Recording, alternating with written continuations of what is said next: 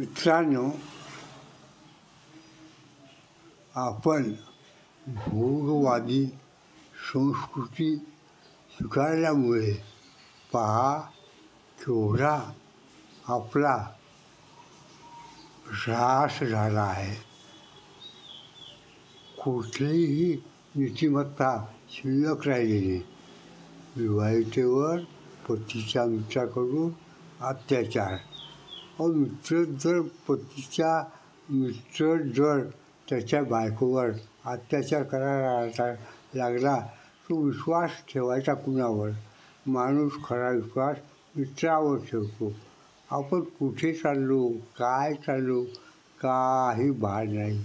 आणि अत्याचार केल्यानंतर व्हिडिओ काढून पैशाची मागणीसुद्धा करत आहे. किती हा निर्लज्जपणा. आता वेळ आली आहे समाजधुरीणांची, समाजाला दिशा दाखवायची, सुसंस्कृत करण्याची. आणि संस्कार घडवायचे असतील तर त्यागवादी संस्कृती स्वीकारणं गरजेचं आहे.